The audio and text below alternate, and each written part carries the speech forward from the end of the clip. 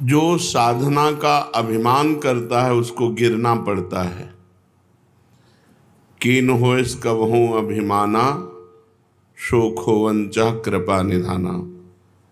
पहली बात, साधना में जो अभिमान है वो निश्चित आपको भ्रष्ट कर देगा, गिरा देगा। साधना को अभिमान से बचाने के लिए गुरु आज्ञा का पालन, शास्त्र आज्ञा का पालन और भगवत कृपा से साधना हो रही, ऐसा समझना चाहिए। वास्तविक भगवत कृपा से ही साधना हो रही, गुरु कृपा से साधना हो रही है। साधना कृपा से होती, प्रारब्ध से नहीं होती है। अपने बल से साधना नहीं होती, भगवत कृपा से होती है। तो साधक को जब अहंकार आवे तो अपने से ऊंचे महात्माओं के चरित्र पढ़ने चाहिए, अपने से बड़े संतों के चरित्र पढ़ने चाहिए। अभी पूज्य जैन मुनियों का दर्शन हुआ, उनकी साधना सुन करके ऐसा लगता है कि अपने लोग तो केवल जी रहे हैं। एक बार उबला प्रसाद पाते हैं, स्वाद रहित, और भारत में ऐसी गर्मी में वो पैदल चलते हैं। जहाँ एसी से निकलना मुश्किल है लोगों का, वहाँ वो नंगे पैर चलते हैं। कितना कष्टमय जीवन, फिर भी सरल चित्त, कहीं अभिमान नहीं देखा।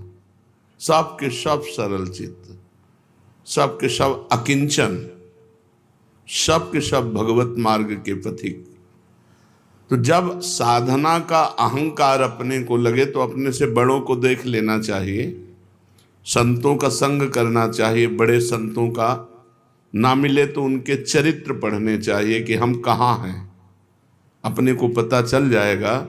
मान लो आप ध्यान लगाते हो तो कील देव जी ध्यान में बैठे थे, यवनों ने उनके माथे पे कीला ठोक दिया कि नाटक कर रहा है ध्यान का, फिर भी ध्यान भंग नहीं हुआ।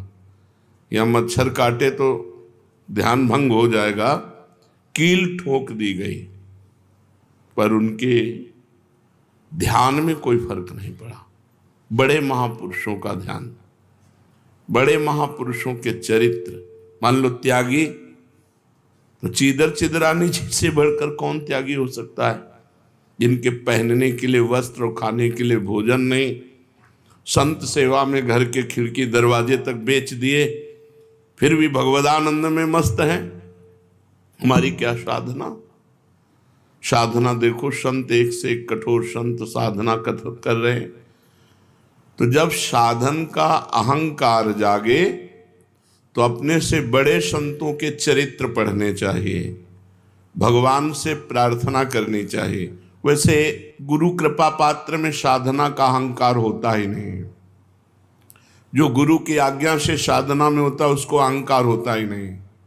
उसको रहता मेरे गुरुदेव की कृपा है, उन्हीं की आज्ञा से साधन शुरू हुआ है और उन्हीं की आज्ञा से चल रहा है, मैं तो केवल निमित्त मात्र हूं, इसमें तो गुरुदेव की कृपा है। जो साधक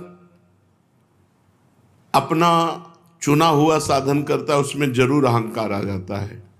मैं व्रतशील, मैं मौनी, मैं तपस्वी, मैं, फिर उसको गिरना पड़ेगा। ये माया बड़ी बलवती है।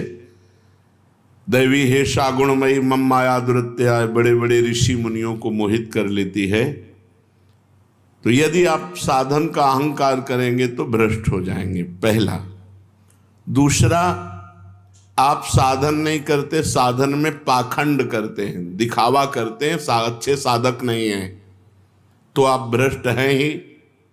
तीसरा, आपको अपने साधन से बढ़कर सुख विषय भोगों में लगता है, इसलिए भ्रष्ट हो जाते हो। 3 कारण हैं जो साधक साधना में चलते हुए भ्रष्ट हो जाते हैं। उनमें 3 कारण है। पहला, साधना का अहंकार। दूसरा, साधना में पाखंड, दंभ, दिखावा। और तीसरा, साधना से सुख मिलने वाले भगवदानंद से बढ़कर सुख भोगों में देखना। इसलिए जो तुम्हारे उर में वासना है उसको भोगना पड़ेगा, तो आप भ्रष्ट हो जाएंगे। साधना प्राप्त किंचित सफलता यदि कहीं प्रकट कर दी जाती है तो देखा गया साधना बंद हो जाती है। ये बिल्कुल अक्षरशः समझिए, जो भी साधन कर रहे हैं गुप्त रखिए, उसे प्रकाशित मत कीजिए। सोने से लेकर शयन तक की दिनचर्या कभी अपनी किसी के सामने मत रखिए, गुप्त रखिए। बहुत लंबे समय तक आपका साधन भजन ठीक चलेगा। और यदि आपने अपनी साधना व्यक्त कर दी, दो चार लोग बैठे हैं, उनसे कि आप क्या समझते हो, मैं 1 बजे रात्रि को उठता हूँ, ऐसा ऐसा करता हूँ, ऐसा ऐसा कर, वो बंद हो जाएगा, उठना बंद हो जाएगा, वो दिनचर्या बंद हो जाएगी। स्पष्ट लिखा हुआ है। तो इसमें लिखा है कि दूसरों को बताने के समय हमारे चित्त में अहंकार होता है, अंतःकरण में अहंकार स्फुरित होता है। मैं इतने बजे करता हूँ, मैं ये करता हूँ, मैं करता हूँ, इसके कारण उसकी साधना रुक जाती है। यदि उसे घुमा के वर्णन करे कि संतों ने कहा रात्रि के 1-2 बजे उठ जाना चाहिए, भजन साधन करना चाहिए, फिर ब्रह्म मुहूर्त में अमुक अमुक ऐसा साधना करना चाहिए, संतों ने कहा है। अपनी डायरेक्ट बात ना बतावे कि हमारी साधना क्या है। सदैव अपनी साधना को गुप्त रखे, भगवत चर्चा करे, संतों की बातें बताए। अपनी बात बतानी है तो किसी साधक ने ऐसा अनुभव किया, ऐसी बात बतावे। कभी अपने को उसमें सम्मिलित न कर ले कि मैं अपना अनुभव बताता हूँ कि ऐसी ऐसी दिनचर्या मेरी 10 वर्ष से चल रही। तो आप लिख लो, अगर 10 दिन के अंदर न रुक जाए तो हमें बता देना। चाहे जितनी हिम्मत कर लो, 10 दिन के अंदर रुक जाएगी, हम कह रहे, गारंटी। आप अपनी संपूर्ण साधना को किसी से बता दो, अगर 10 दिन के अंदर वो साधना न रुक जाए तो हमें बता देना। कभी भी किसी भी स्थिति में अपना रहस्य नहीं खोलना चाहिए साधना का, कि हम क्या साधना करते हैं, कितनी करते हैं, क्या करते हैं। कुछ अगर अनुभव के साधकों का मंगल हो तो उसे अन्य संतों के या साधकों के शब्दों में बोल दे, अपने डायरेक्ट ना खोले कि ये मेरी दिनचर्या है, ये मेरी साधना है। बताते समय भाव तो आ ही जाता है कि मेरा साधन अच्छा चल रहा है, तो इस मनोवृत्ति से कैसे बचें। ऐसी बात मन में आवे तब यही माने कि मेरा साधन गुरु कृपा से चल रहा है, भगवत कृपा से चल रहा है, और दूसरों का भी साधन भगवान जैसा चला रहे हैं वैसा चल रहा है। अभिमान करने की कोई जरूरत नहीं है। अभिमान की वृत्ति उदय होने ही ना दे। दूसरे जैसे भगवान चला रहे हैं वैसे चल रहे हैं, हमें जैसे भगवान चला रहे हैं वैसे हम चल रहे हैं। साधना करते समय मन में संकल्प विकल्प बहुत उठते हैं, इसके लिए क्या करें। वैसे साधना तो इसी बात की है कि कोई संकल्प न उठने पावे,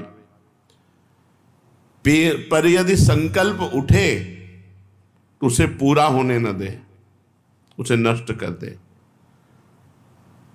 संकल्प उठे तो उसे पूरा ना होने दे, चाहे सत हो चाहे असत हो। नहीं, संकल्प बनना बंद नहीं होगा। साधना है संकल्प रहित होने की। कोई संकल्प नहीं है, ना अच्छा ना बुरा।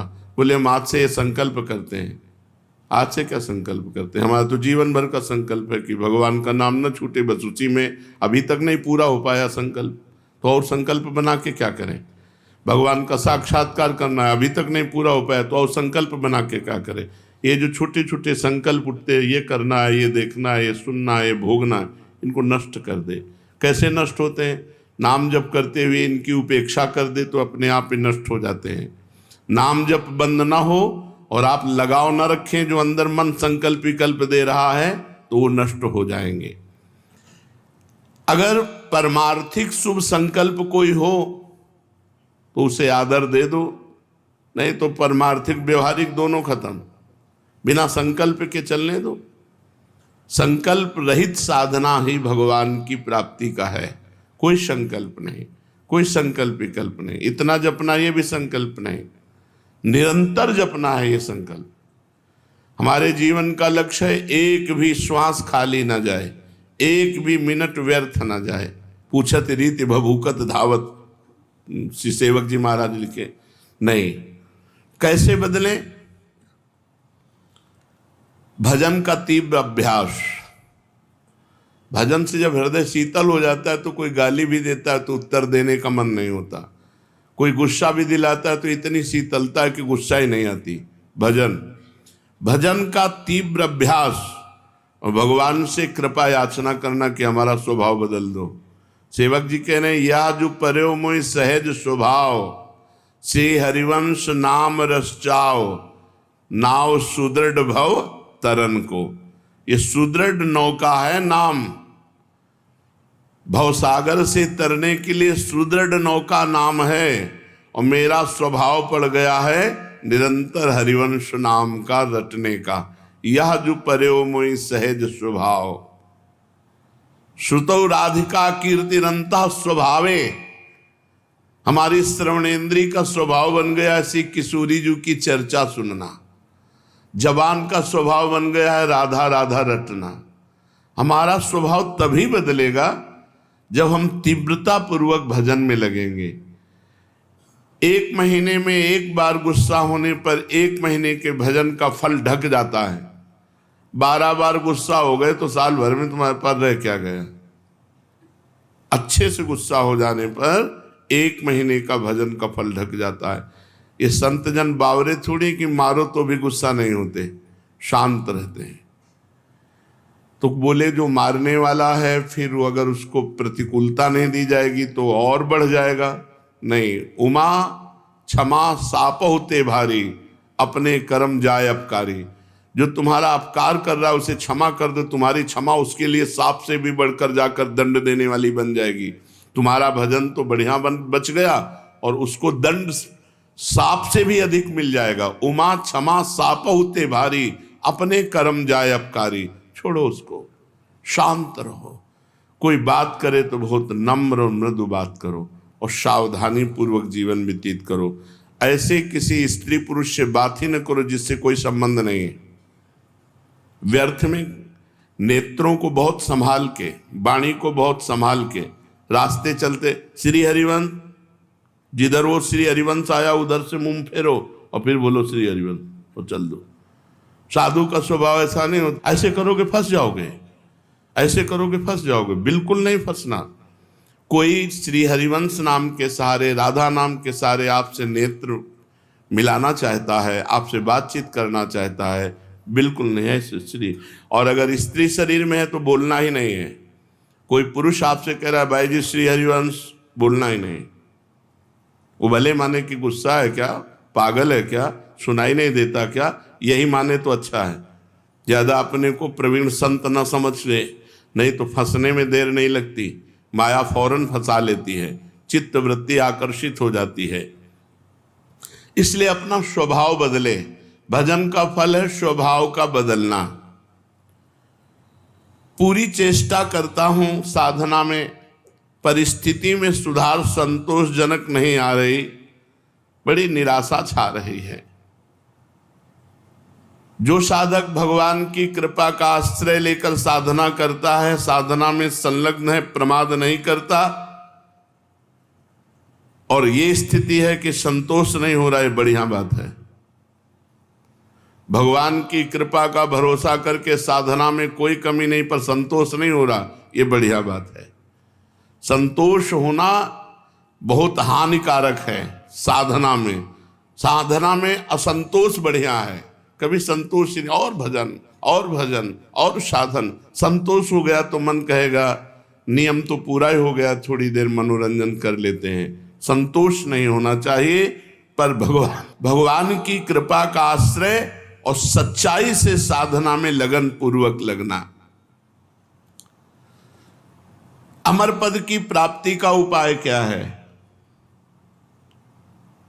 उस मायातीत, कालातीत, अकाल पुरुष की प्राप्ति का उपाय क्या है? चिंतन। अनन्य चिंतयन्तो माम। भगवान ने कहा अनन्य चेता सततम यो माम स्मृति नित्यशः तस्याहम सुलभा पार्थ। मैं उसके लिए सुलभ हो जाता हूं जो निरंतर मेरा चिंतन करता है। नाम का चिंतन, रूप का चिंतन, गुण का चिंतन, बस चिंतन चलना चाहिए। चिंतन, भगवत चिंतन से अमर पद की प्राप्ति होती है। जब युद्ध जैसे कार्य में भी भगवत चिंतन हो सकता है तो हर कार्य में भगवत चिंतन हो सकता है। माम स्मर युद्ध च, जब युद्ध जैसे कार्य में भगवान का स्मरण हो सकता है तो कोई भी कार्य ऐसा नहीं जिसको करते हुए हम भगवत स्मरण न कर सकें। निरंतर भगवत स्मरण ही अमर पद, भगवत प्राप्ति, परम पद के उपाय हैं। अगर भगवत चिंतन में अंतर पड़ रहा है तो उतना ही अंतर पड़ रहा है अमर पद में। क्या साधना में वेश धारण करना आवश्यक है? ये वेश आचार्य परंपरा से होता है। ये जरूरी नहीं कि वेश धारण करे तभी परम पद मिलेगा, और ये जरूरी नहीं कि वेश धारण कर लिया तो परम पद मिलेगा। अगर वेश धारण करके भजन नहीं हो रहा, मनमानी आचरण हो रहे हैं तो नरक मिलेगा। और वेश धारण नहीं किए, बहुत सही साधना कर रहा तो उसे भगवत प्राप्ति होगी। वेश का विशेष महत्व नहीं है, महत्व भजन का है। भीतर अगर आपके भजन चल रहा है, बाहरी वेश कैसा भी हो तो आपको भगवत प्राप्ति होगी। बाहरी वेश साधु का, भीतर संसार का चिंतन, मान प्रतिष्ठा, रुपया पैसा, तो फिर भगवत प्राप्ति नहीं, नरक की प्राप्ति होगी। वेश आचार्य परंपरा से है। अगर वेश है और उद्देश्य है तो सोने पे सुगंध है, फिर क्या कहना है। मम भक्ति युक्तो भुवनम पुना, तो तीनों लोगों को पावन करने वाला है। लेकिन केवल वेश है, उद्देश्य भगवत प्राप्ति नहीं, भजन नहीं, इधर उधर भंडारा खाते डोलना, रुपया पैसा समेटना, मान प्रतिष्ठा, ये लोक व्यवहार, हंसी मजाक, तो संसारिक जीवन व्यतीत करने से कोई वेश थोड़ी भगवत प्राप्ति करा देगा। इसलिए वेश का विशेष महत्व नहीं है, भजन का विशेष महत्व है, उद्देश्य का विशेष महत्व है। वेश रखकर तो विशेष सावधान रहना चाहिए कि भगवान ने इतनी कृपा की, मुझे विरक्त वेश दे दिया, अब मेरे से गलती न हो, अब मैं भगवत प्राप्ति इसी जन्म में कर लूं। सोते हुए जब कैसे होता है? जब कहा जाता है 24 घंटे जप करो, तो सोने में तो 6 घंटे जाते हैं, तो 6 घंटे तो जप नहीं होता। नहीं, जब हम निद्रा में जा रहे हों और भजन करते हुए सो गए तो हमारा जितना सोने में समय जाएगा वो सब भजन माना जाएगा। जैसे मरते समय नाम ले लिया तो पूरे जीवन क्या किया है परिणाम नहीं देखा जाएगा, आपको भगवत प्राप्ति होगी। ऐसे सोते समय नाम जप करते हुए सो गए तो 6 घंटे, 7 घंटे, 5 घंटे, 4 घंटे जो सोए वो भजन का फल मिलेगा। इसलिए सोते समय बहुत होश में होना चाहिए, सब बातें हटा करके नाम में एकदम डूबते हुए फिर नींद में चले गए। तो निद्रा समाधि स्थिति, जो सोना है वो भी आपका समाधि भजन माना जाएगा, क्योंकि निद्रा में वृत्ति लीन होने के पहले आप नाम जप कर रहे थे, तो नाम जप में ही लीन माना जाएगा, निद्रा में नहीं माना जाएगा। निद्रा के ठीक पूर्व एक क्षण पहले तक नाम जब चल रहा है और फिर सो जाइए तो आप देखिए जगते समय वही नाम जब चलता मिलेगा, तो बीच में आपका भजन ही माना जाएगा। ऐसे 24 घंटे भजन माना जाएगा। प्रश्न कर रहे हैं भजन करने के लिए क्या घर छोड़ना आवश्यक है कि भाई अब भजन करना है तो घर द्वार छोड़ दे। हमें लगता है कि अगर भजन का अभ्यास नहीं तो बाहर ज्यादा माया जाल है, बाहर ज्यादा माया जाल है, घर की अपेक्षा बाहर ज्यादा भ्रष्ट होने के चांस हैं। अब कहीं तो कमरा लोगे, कहीं व्यवस्था, तो रुपया कैसे मिले, तो धनी पुरुषों का संग करो, फिर बेविचार और नाना प्रकार की गलतियां और नाना प्रकार के दोष हो जाते हैं। घर में अपनी कमाई का खा के दूसरों का उपकार करते हुए जो भजन करता है बहुत जल्दी सिद्ध हो जाता है। जो विरक्त है, भगवान की विशेष कृपा हो गई है और वो साधु समुदाय में रहे, आकाश वृत्ति या मधुकरी वृत्ति से जीवन यापन करे, खूब भजन करे, सिद्ध हो जाएगा। जो मेहनत करके कमाया है जिंदगी में, उसी अपनी कमाई के धर्म के टुकड़े खाओ और खूब नाम जप करो। अगर धाम आदि की यात्रा करो तो अपने पैसे से करो, एक पैसे का किसी से सहयोग मत लो, एक पैसे की वस्तु किसी से मत खाओ। गृहस्थ धर्म में ऐसे, और विरक्त धर्म में माधुकरी वृत्ति या आकाश वृत्ति से जो भगवान देते हैं, और समुदाय में रहे, क्योंकि अलग रहने पर मनमानी आचरणों के होने की संभावना है, और समुदाय में एक दूसरे की सुरक्षा बनी रहती है। घर में भगवान का नाम लेने से, भगवान में मन लगाने से ज्यादा अच्छा है। हाँ, जो जीवन भर भजन करता रहा है, अब उसने देखा हमारे कर्तव्य का कार्य पूरा, बच्चों का ब्याह हो गया, संसार, ए भाई राधे श्याम, और चला, वो बात अलग है, वो बात अलग है। वो शास्त्र आज्ञा करता चौथेपन में विरक्त होकर के विरक्तों के बीच में रहकर भजन करे, अपने कर्तव्य का पालन हो गया, अब हम भगवान के भजन में चले।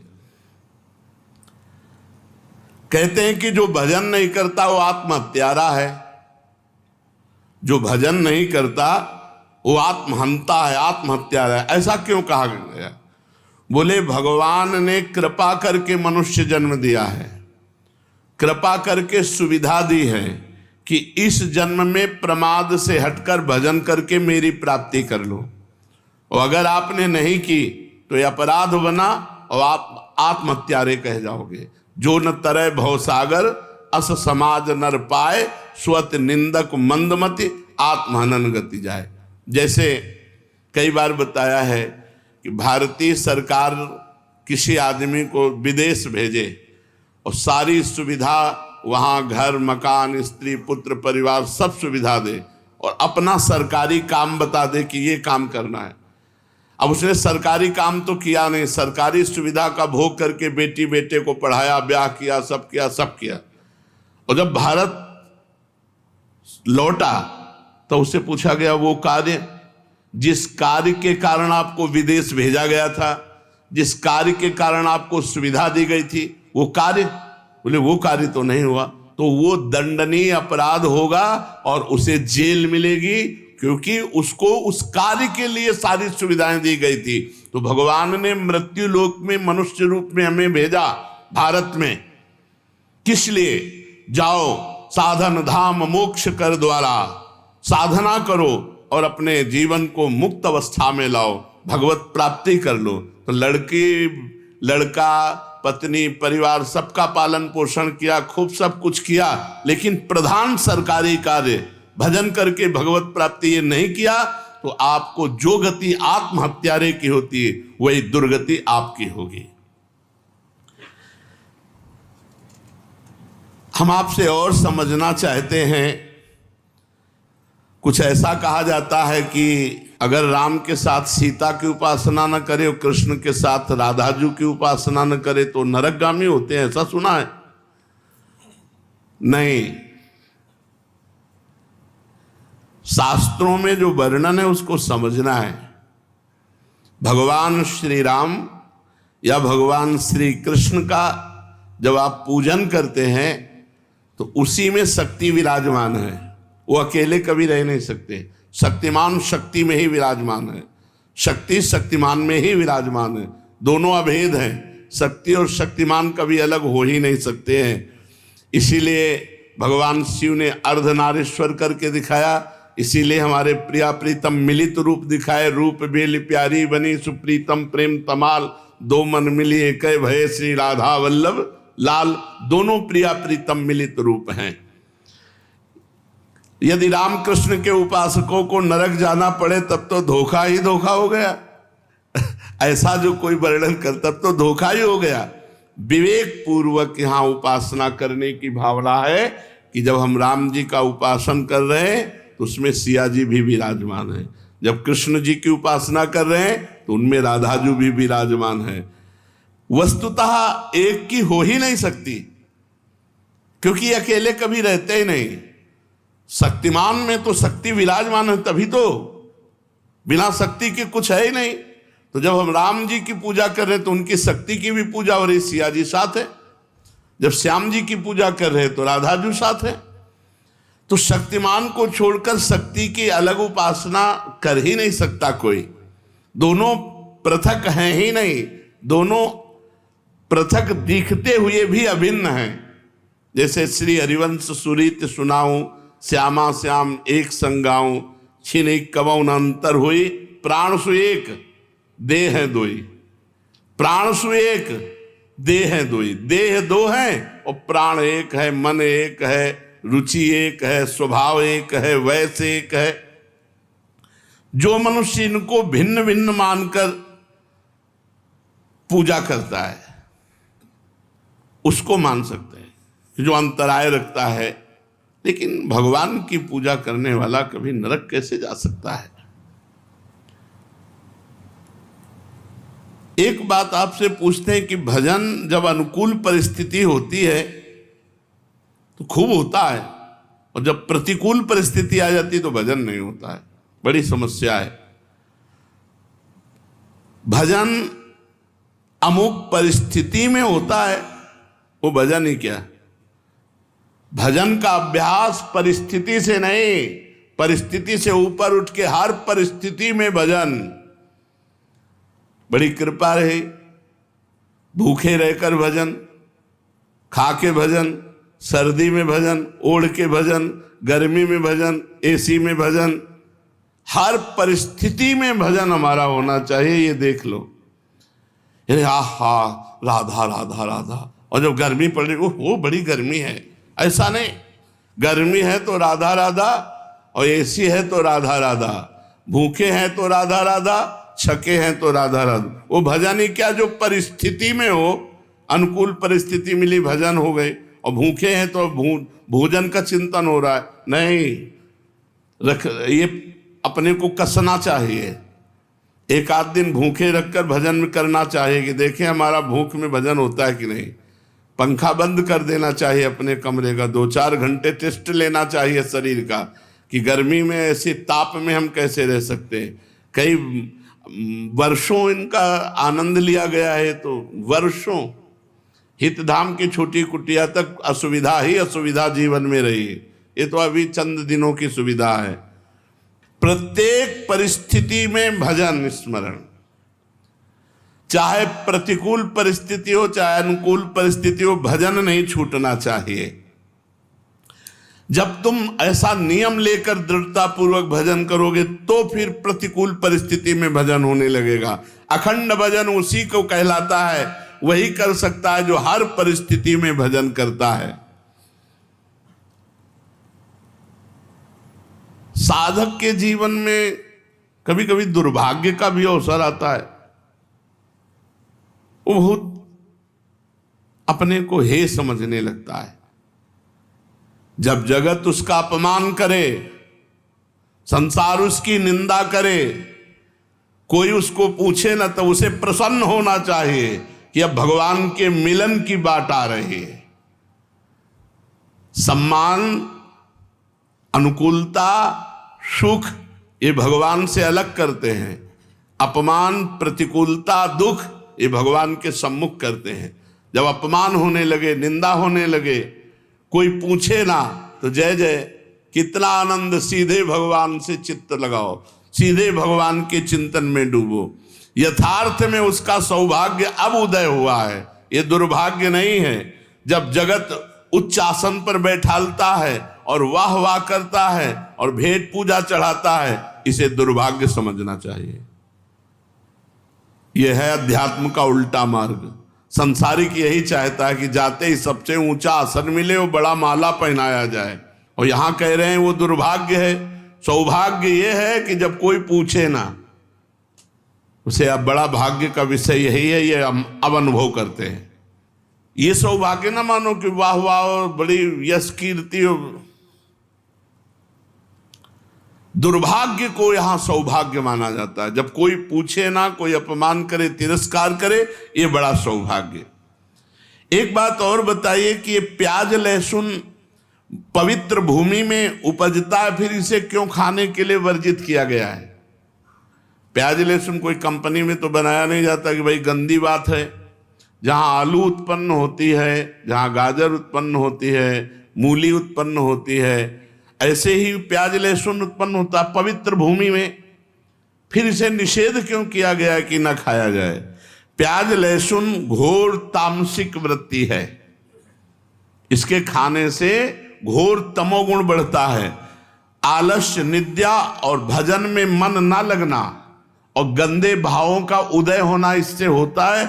इसलिए संतों ने इसे मना किया है, क्योंकि आहार शुद्धि से ही मन शुद्धि होता है। जैसा खाओ अन्न वैसा बने मन। इसलिए आध्यात्म की उन्नति की इच्छा रखने वाले साधकों को कभी प्याज लहसुन पड़े हुए भोजन को नहीं पाना चाहिए। और जिस रसोई में मांस बनता हो उस रसोई में, उस पात्र में बने हुए खीर पूड़ी रोटी दाल भी नहीं पानी चाहिए। शुद्ध अंतःकरण हुए बिना सिद्धि नहीं मिलती, और बुरे भाव आते हैं तो अंतःकरण शुद्ध नहीं है। पर हम मंत्र जप कर रहे हैं तो क्या सिद्धि प्राप्त हो जाएगी? हाँ, प्राप्त हो जाएगी, क्योंकि मंत्र परम शुद्ध है। हम जप रहे हैं, हमारे भाव अशुद्ध हैं, तो वो मंत्र धीरे धीरे अशुद्ध भावों को काटकर परम सिद्धि प्रदान कर देंगे। और ये भूत प्रेत कोई कोई सिद्ध कर लेते हैं मंत्र से, इनकी क्या गति होती है?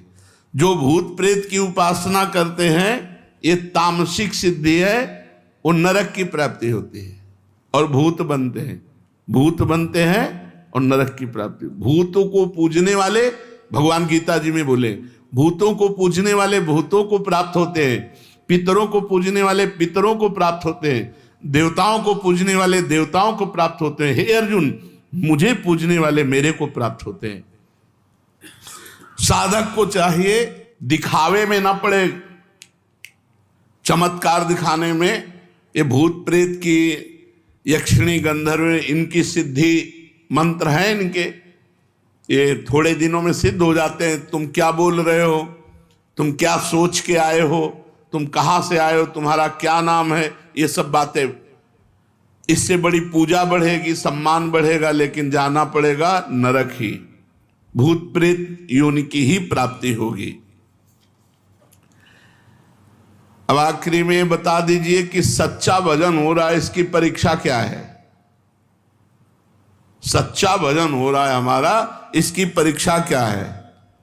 भजन करने वाले की प्रतिपल उन्नति होती है।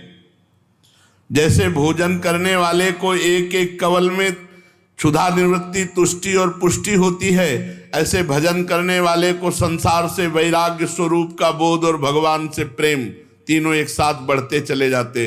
यदि संसार से वैराग्य हो रहा है, अपने स्वरूप का बोध हो रहा है, भगवान से प्रेम हो रहा है, तो आपका भजन ठीक चल रहा है। अगर भोगों में ही आसक्ति बढ़ रही तो कहीं त्रुटि कर रहे हो नाम जप में। नाम जप और बढ़ाओ। संसार के भोग कड़वे लगने लगे, यही भजन का फल है। भगवान प्यारे लगने लगे, यही भजन का फल है। शरीर दूसरा लगने लगे, मैं तत्व इससे अलग है, ये स्वरूप बोध होने लगे, यही भजन का फल है।